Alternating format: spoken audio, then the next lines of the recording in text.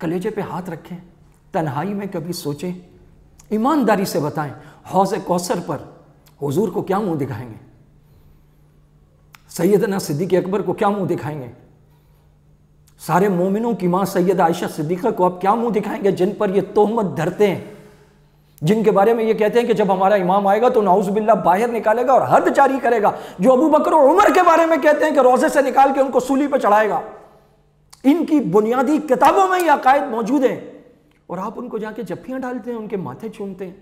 آپ کو ابو بکر و عمر کا کوئی حیا نہیں۔ وہ لوگ جو دشمنان صحابہ کی مجالس میں شرکت کرتے ہیں، یہ سمجھ کر جاتے ہیں کہ ہم وہاں جا کے دین کی تبلیغ کریں گے۔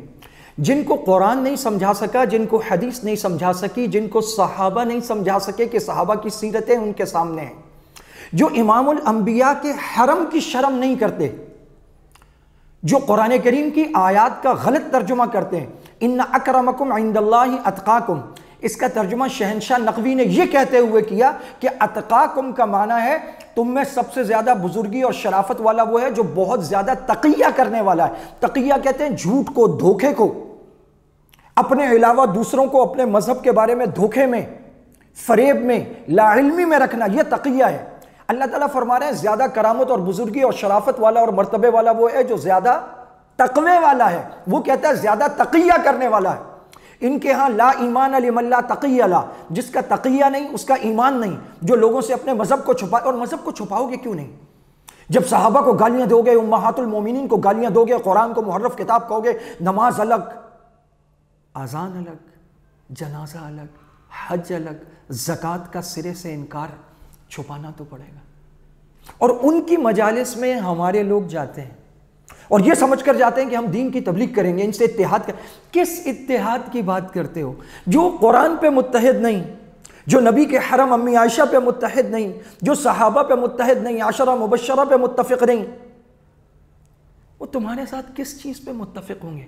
غیرت گوارا کرتی ہے کہ کوئی سیدنا صدیق اکبر کو گالی دے اور تم جا کے اس کے ساتھ بیٹھ جاؤ؟ حضرت ابوبکر صدیق نے کہا تھا اَيَنْقُصُ الدِّينُ وَأَنَا حَيٌّ، دین میں کوئی کمی ہوگی اور میں زندہ ہوں گا۔ دین کے بارے میں اتنی غیرت والے ابو بکر کو جو نہیں مانتے، تم کیسے جا کے بیٹھ جاتے ہو ان کے ساتھ؟ تمہاری غیرت کیسے گوارا کرتی ہے؟ ان کا مقصد کیا ہے؟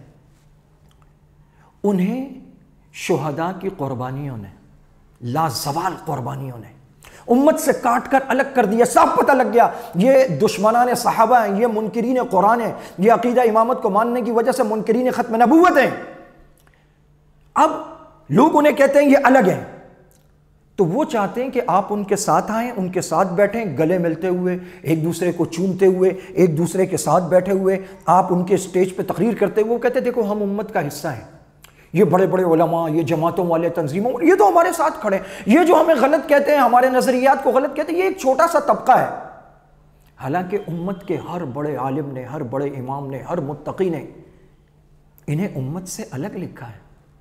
جن کے ہاں کتاب موجود ہے فصل الخطاب فی تحریف کتاب رب الارباب، اس میں جمع کرنے والے نے 1000 روایات جھوٹی جمع کی ہیں، اور اس نے کہا کہ قرآن کریم میں تحریف ہوئی، وہ اس کو محرف کتاب کہتے ہیں۔ ان کے مترجمین نے حاشیہ پر لکھا کہ نعوذ باللہ شراب خور خلفاء نے اس کتاب کو بدل دیا۔